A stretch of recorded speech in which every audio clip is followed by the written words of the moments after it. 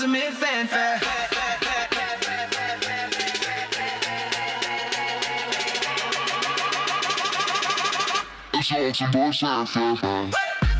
What's going on, everybody? Welcome to this episode of the Play Action Podcast. We got Brandon and we got Colin over there. What's up, bro? What's going on, man? What's happening? It's gonna be a long one. much, man. Yeah, I'm excited, man. I'm excited. We're still in NFL preseason. It's the sports world's a little slow. I mean, we got preseason coming up there, but like you were saying before off camera, it's about to be picking up with college football. We'll talk about that too. And we got to finish up a little MMA, but we're going to start with the NFL because that is the big piece of chicken. And starting with preseason, the Bears skunked the Bills. Now, granted, it's not the starters, but still, we got Caleb, looked really, really good. Got down the field, scored. Matter of fact, the whole Bears squad looked pretty good, which is a big deal, especially for their new head coach coming in from Detroit. Ben kind of know what he's doing, man. What do you think about the Bears? I mean, I got some optimism for him. You know, Caleb looked real good. That opening drive, they went, I think, 97 yards. Oh, 93 yards. 93 yards. They started at the 7-yard line. He looked impressive. He commanded the ball down the field. I got some hope for the Bears because the Bears have never been good in my lifetime. So I'm hoping they do well. Yeah. The Bears have been. I mean, they've had a couple flashes, but nothing real memorable. But I think Ben Johnson is building this team the right way. I like their additions. I still like Rome Odunze. I think he's gonna have a chance to be a really good receiver, especially get to grow with Caleb. And I think the defense is coming along too. Sticking with a team that's kind of developing as well. The former Oakland, but now Las Vegas Raiders, Ashton Jeanty showed up why he was a top pick in the first round. Looking good, run the ball strong. They still got Brock Bowers, who had over 100 catches last year as a rookie. The ultra-accurate Geno Smith, who's been one of the most accurate passers in the league for the past handful of years. You got an aggressive coach in Pete Carroll, who's there with the Raiders. How good can this Raiders team be? Brandon, talk to me. I think the Raiders could be a playoff team. You know, Geno Smith is proving that he took the Seahawks to the playoffs, I think, once or twice. And with the addition of an actual tight end he could throw to, like a Pro Bowl tight end, that's something that the Seahawks never had, and as far as I can remember. And then with the addition of Jeanty being like a solid, running back that you can count on all 3 downs, this is going to be an interesting year for the Raiders. Real man wear black. I go get my T-shirt back from elementary school days, with Bo Jackson. You know what I'm saying? Yep. So I'm looking forward to the Raiders. I was hoping they was going to pick up Shador, but I'm cool with Geno Smith. Geno can do his thing, like you said. He's one of the most accurate quarterbacks in the NFL. So I'm curious to see what they're going to do, and I'm rooting for them. I like what you said there. It wouldn't surprise me with Pete Carroll, the way he likes to develop quarterbacks, and he likes quarterbacks who are coachable for starters, and Shador's definitely coachable.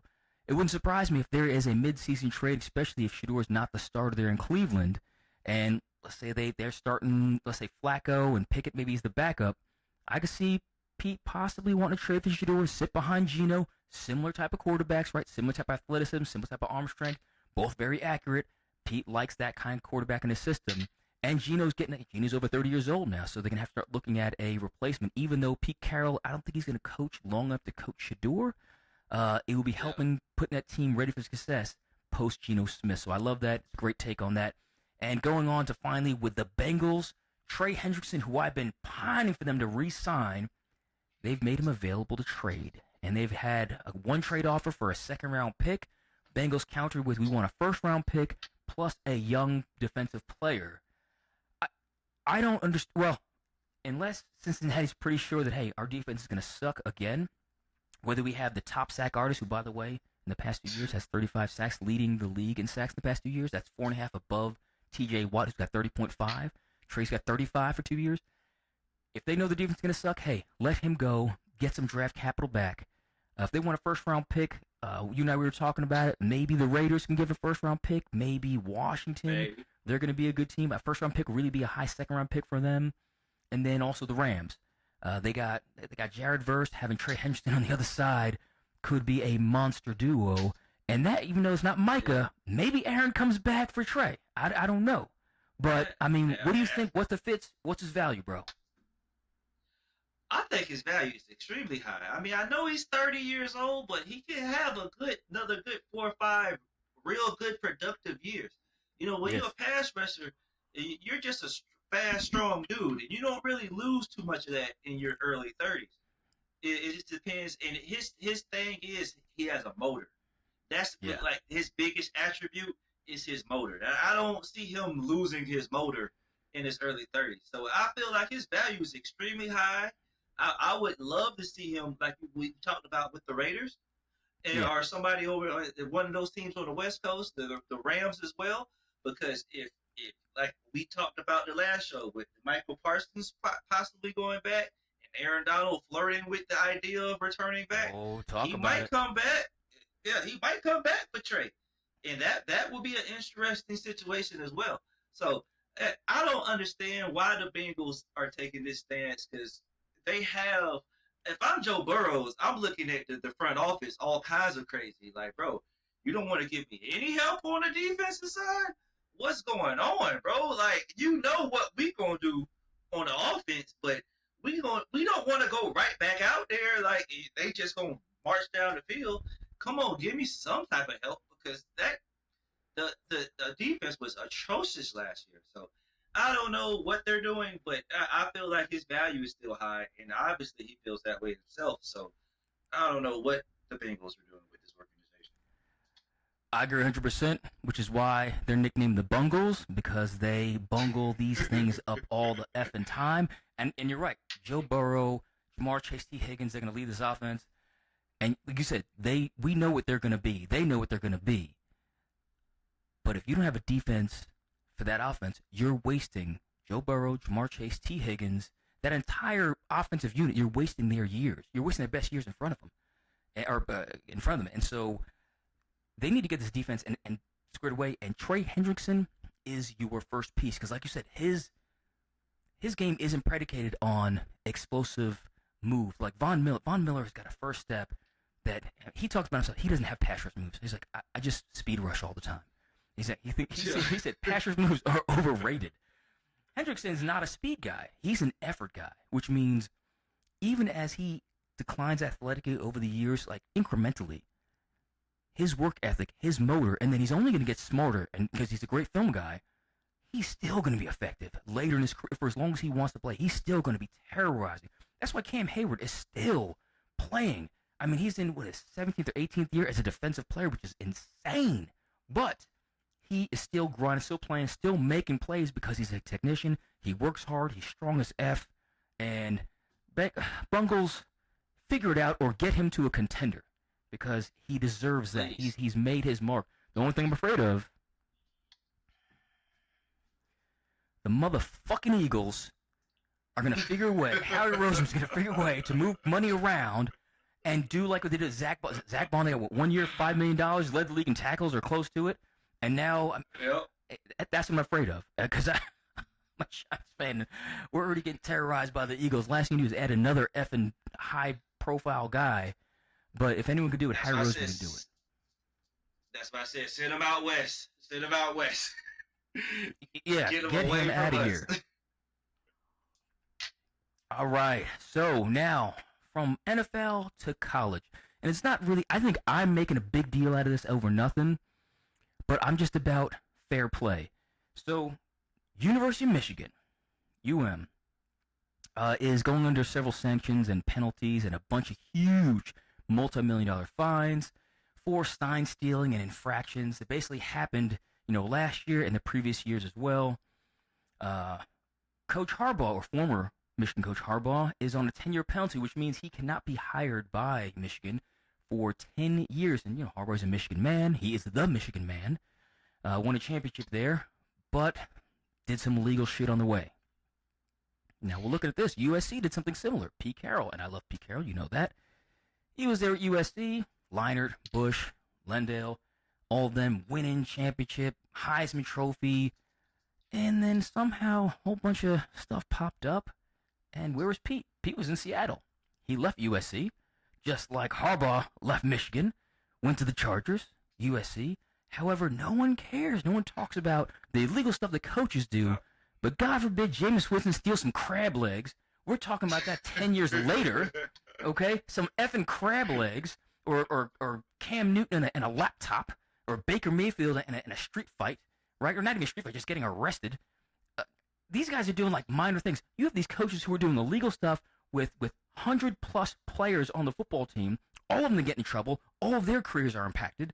I mean, yes, Reggie Bush got his Heisman back, but I don't think USC got those championships back. So, am I making a big deal over nothing, or do coaches get preferential treatment because they're coaches? And is it right? Coaches definitely get preferential treatment. I believe so. It's definitely not right because they can skate to the NFL real quick and just come back to a different team if they really want to. Like you just said, Harbaugh can't come back to Michigan, but that don't mean he can't go back to Stanford where he coached before, or one of those other schools, saying stuff like that. He could just skip around and go to the different schools if he really wants to. So, we talked about like Nick Saban.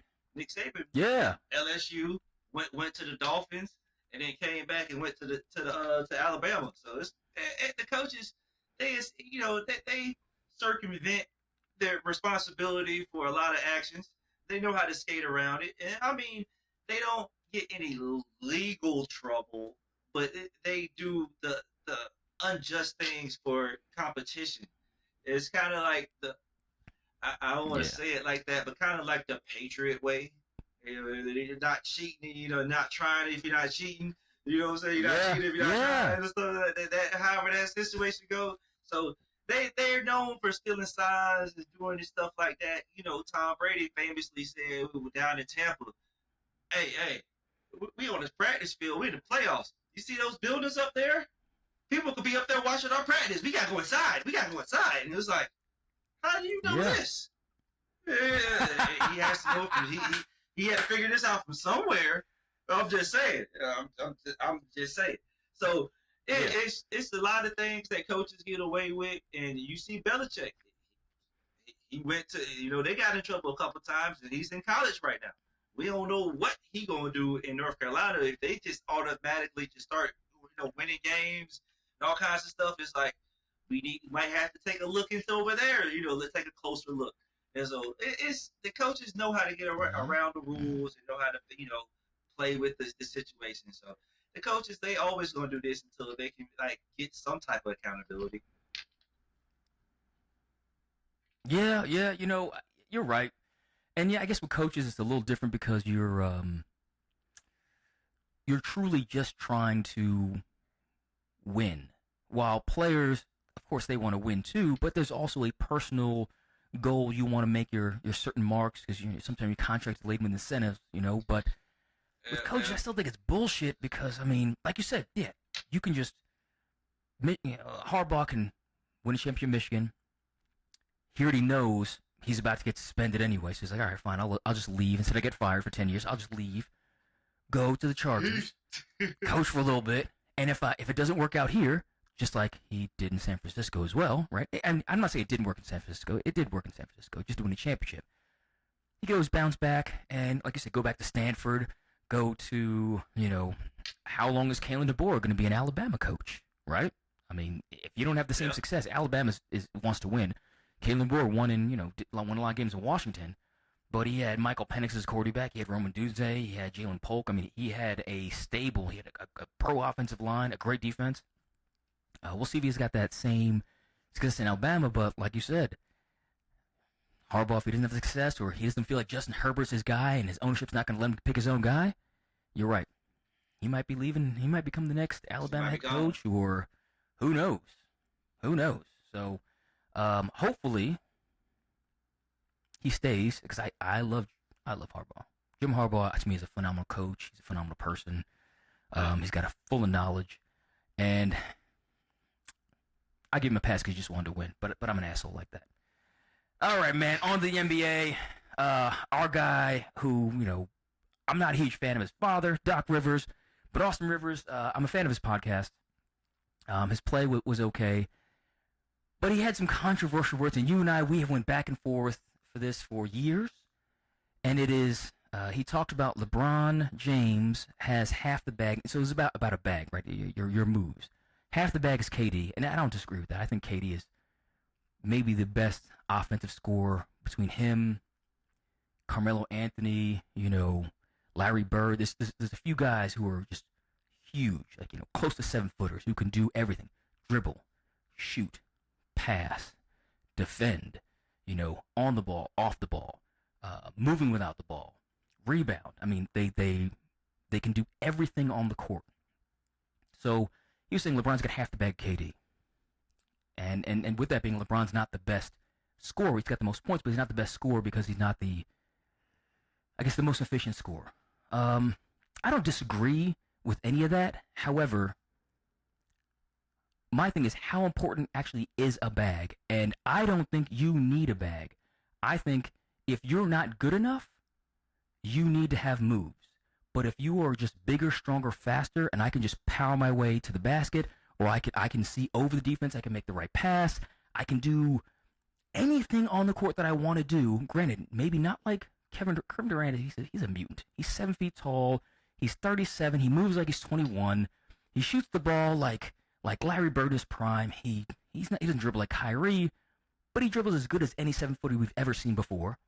He still plays functional defense, as good as Al Horford, who's also an old guy, right? Because he has good length. But LeBron James doesn't need any of that. He's just bigger, faster, stronger. Later in his career, he might need to develop some things, but he does his little slow turnaround jump shots, right? He's still strong enough to bull his way into the lane. And then he's got, elite court vision. I think the bag is overrated. I think when people talked about Kyrie Irving, he's got the greatest bag, he's got the deepest bag. Yeah, of course he does. He absolutely does. Kyrie Irving needs a bag. He's not good enough to just play straight up the way, let's say, the way Michael Jordan did early in his career. Michael Jordan didn't have a bag. He has a first step. He's just going to blow by you with the first step. There's no zone defense, by the way, so you only have one-on-one play. You're not going to get double teamed, right? So he's got one step, he gets to the basket and he scores. Or he pulls up, or he hangs in the air for 45 seconds, right? Switching hands and turns around, does a pirouette, right? and then scores whenever he feels like scoring. Kyrie can't do any of that. He doesn't have the athleticism. He doesn't have the speed. He doesn't play defense like that. He has to be able to dribble, and he's the greatest dribbler we've ever seen. I think the bag is overrated. I think Austin Rivers' takes that LeBron has half a bag is not an inaccurate take. It's an irrelevant take. And I love Austin. I love you, man. I think you're a great basketball mind. I think it's just, there's not a whole lot to talk about, so you want to talk about this, and it's an irrelevant take. And I know you're going to disagree, and I want to know why. Well, first of all, let's get this started. Put this out there. I am a LeBron fan. Okay, like through and through. Like I am LeBron fan. Okay, like I love Jordan. I love Kobe. You know what I'm saying? But like I support LeBron as well. So let me just preface that. But to me, LeBron does not have a go-to move. But like you said. Right. He doesn't have to have a go-to move. Like that's my only gripe about LeBron is when it's playoff basketball and it's like you need a bucket, you need to go get 2 points. He doesn't have a move to go get 2 points, like a specific move. But like you just said, he is God-given, bigger, stronger, faster than everybody. So it's like, all right, I just want to go this way and shoot a jumper this way, and I'm going to be faster than you and get to my spot. I'm going to be stronger than you. I'm just going to rise up and use my shoulder and just knock you off your spot, and I'm just going to shoot the jumper I want to shoot anyway. And it's like, it's not too much you can do with that. So it's like, I get it. He doesn't really have to have a bag. So it's LeBron is a unique animal because, I don't say animal because I don't want to dehumanize him like that. But he's a beast, though. He's a beast. Has, He has God-given talent and God-given abilities. That's why, like you mentioned earlier, Kyrie has to have a bag because he doesn't have the God-given talents that, let's just, not even LeBron, he doesn't have the God-given talent that a pre-injury Derrick Rose had. Pre-injury Derrick Rose was like a superhuman. It was. Yeah, It was just ridiculous. It's different. So like that athleticism. Kyrie doesn't have that, so he has to have. He's clever. He's clever with the ball. Yeah, super clever. He can super clever. Dance, move around. And I'm not a big fan of this person I'm about to mention, but Paul Pierce has a bag because he's not as athletic as a lot of elite two guards. Like in the '90s with Vince Carter, the Tracy McGrady's, the Kobe's, the dudes is just super athletic. Paul Pierce was still extremely effective with them because he had a bag. Now that's true. He just worked with what he got. So like I'm with you. Like LeBron doesn't need to have a bag because I'm just bigger and stronger and faster than you. So do something about it. I'm with you 1,000%. Like this take is kind of irrelevant because it's really irrelevant because LeBron doesn't have to have it. Like you just said. I mean that's like I've come from Jordan, so I want to see the fadeaway, the lean back. Yeah. If he doesn't have to do it, he doesn't have to do it. Now we've seen LeBron kind of do that. It's just in slow motion, he kind of like the. Yeah. I mean, maybe marginally faster than me, and I'm older than him. But yeah, you're right. He doesn't necessarily need a bag. But the one thing I think he has done, which I think a lot of players who want greatness have done, he's improved the things that he wasn't good at, with the exception of free throw shooting. That we'll talk about another day. But like his 3-point shooting, I mean, he's anywhere between 37 and 40%, and he's always going to be 50% from the field, definitely. And he's always shooting jumpers. So I mean, yeah, he ain't got a bag, and it could be also that he just doesn't have just that mentality. To me, you have to have a bag mentality. Like Nick Van Exel. Good grief. People sleep on Nick Van Exel. That cat, he wasn't super fast either. He was quick, but he wasn't like Derrick Rose quick. He wasn't De'Aaron Fox quick. He wasn't John Wall quick. But he was pretty quick. But what he could do is start, stop. He could cross over. He had this great. The way he changed his speeds, he would go from like top speed down to slow change-up speed to where it's like people are like, whoa, and then he just accelerates at light speed again. He just gets by you. Yeah, I would love to see LeBron develop a little more of a bag as he gets older, but he's 40-some odd years old, and he's still averaging 28, 8 and 8. I thought you were gonna be like, no, F that. LeBron sucks. He needs a bag. Man, what the? I was all ready for a fight. I'm ready for. I'm sorry, bro. You made a good point, bro. You made a good point. I can't argue with a good. You made a sound, logical point. This dude, athletic, is off the charts. He's just bigger. He's bigger and faster than everybody. Like, I can't really. And it's like, all right, yeah, this dude, he's not finesse. I'm getting mad at him because he's not finesse, but he's just Marshawn Lynching over everybody. And it's like, you want to go beast mode? You can go beast mode. It's like, LeBron wants to put the shoulder down and put the, and it's like, well, if it hasn't stopped working yet, exactly. And it's like, LeBron's at the point in his career, it's like, it's only going to develop, but so much more. Because it's like, bro, I only got until Bronny get here. Not Bronny, but until Bryce get here, I got a couple more years. Yeah, Bryce. Like I only got a couple more years left. So he's just chilling. And I think Bryce might be a problem too. Bryce might be a problem. Oh yeah. He's got the talent that we were hoping Bronny would have, and the size Bronny would have. But speaking of beasts. We're going to go to mixed martial arts. Our first time talking about MMA. Primarily, I guess, UFC because we're talking about Jon Jones. And Jon Jones is arguably the greatest combat sports fighter of all time, but we'll say inarguably the greatest UFC combat sports fighter of all time. And he's retiring. he is been lambasted for ducking the number one contender, Tom Aspinall. Tom Aspinall is a big guy. He's young.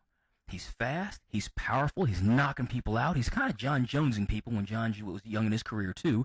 He's kind of doing the same thing, and he's kind of getting a lot of flack. Jon Jones getting flack for ducking Tom Aspinall.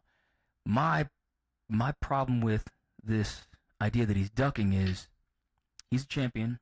He's retiring. If you're the champion, there's always a number one contender, right? I mean, unless you're the only person in your division, there's always a number one contender. So when you retire, there's always going to be somebody who you're not fighting, unless you've already beat them. Like when he fought Daniel Cormier, he fought Daniel Cormier 3 times. At some point in time, he's beaten the number one contender.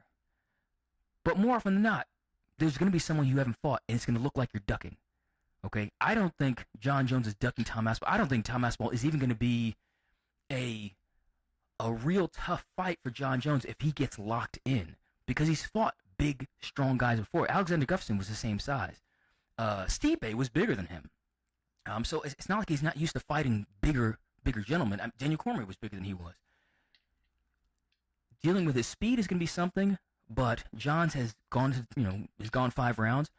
Tom has never gone 5 rounds. So I think Jon will take him to deep waters anyway. He's going to test his conditioning. He's going to test his chin. He's going to test his body, because Daniel talked about many times, like, Jon doesn't hit very hard, doesn't punch very hard, but he kicks really hard. In other words, he kicked him in the side, and he's like, uh-oh, I think I might be in trouble. Tom's never been kicked before by someone who can kick like a mule. And again, I'm not knocking Tom either, okay? I think Tom is going to be, he's now the champion, and I think he's going to be a great champion. I think he's going to be a champion for as long as he wants to stay locked in to be a champion. He's got all the physical ability. But let's not say Jon Jones is ducking anybody. When you're the greatest fighter, you've got one defeat on your record, and it was against Matt Hamill early in his career, and it was a DQ because there were 12-6. In other words, elbows coming straight down like this, who, by the way, is now legal in the UFC, but at that time it was illegal, and Jon Jones got a DQ because of that. By the way, he was dominating that fight. I mean, Matt Hamill was getting his ass whooped. He's a wrestler, and Jon Jones throwing him around the ring, finished the fight off like that, and Jon gets stopped. So that was his only loss, which is the DQ. For a move that is now legal. No. Stop the freaking ducking talk and put some respect on this guy's name. I mean, I'm sure there are fighters that Mike Tyson didn't fight when he retired. There are fighters that Muhammad Ali didn't fight. There are fighters that George Foreman didn't fight. There are fighters that I'm sure Demetrius Johnson didn't fight when he left the UFC. And we're not going to say any of those guys were ever ducking any fights. Bro, please bring some sense to this bullshit. Yeah. Like you said, it's always going to be a number one contender. If you're a champion and if you're going to retire eventually, you're going to leave some number one contender standing at the altar. Like you're always going to leave somebody standing there waiting on their turn. And Tom is just happening to be his turn. He's waiting at the altar. So, bro, just go ahead, get your championship ring on right now. Go ahead and start racking up your fights, defend your title, and go do your thing. Go live life. Jon Jones doesn't have to prove anything to anybody, okay? This dude is a monster and has been a monster for over a decade now. Like, this dude has been a problem. And it's like, we know the pedigree of Jon Jones with the 2 NFL brothers. And it's like, bro, why are you poking this bear? Like, and this dude's a skinny bear. Like, I don't understand, why are you messing with this dude? Like, bro, calm down.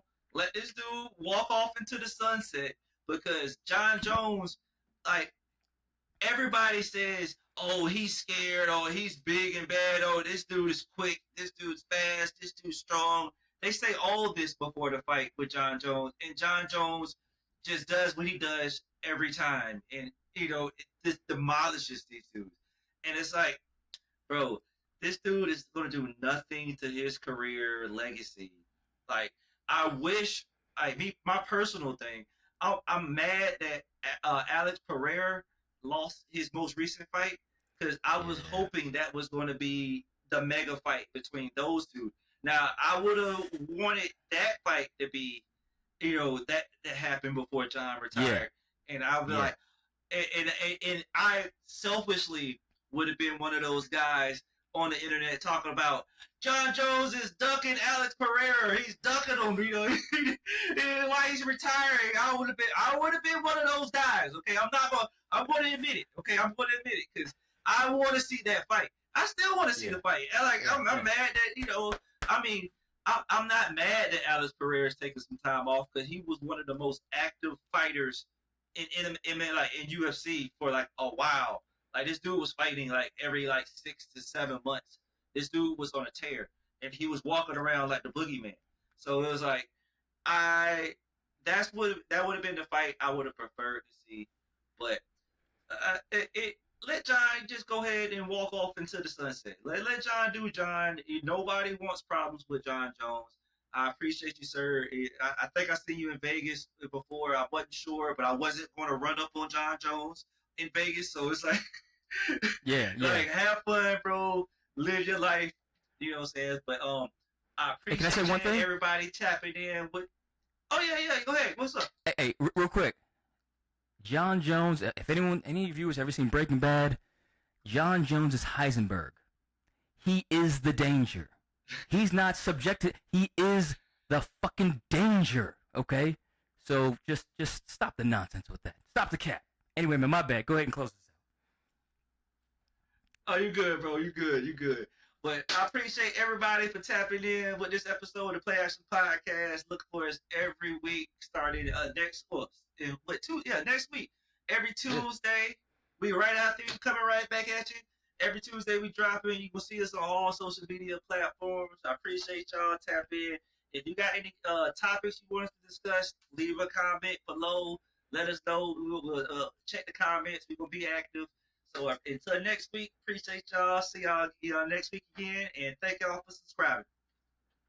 Welcome to the show where the game comes alive. Breaking down the plays, we keep the spirit high. From the field to the mic with passion and flair. It's the Play Action Podcast, your ultimate fanfare.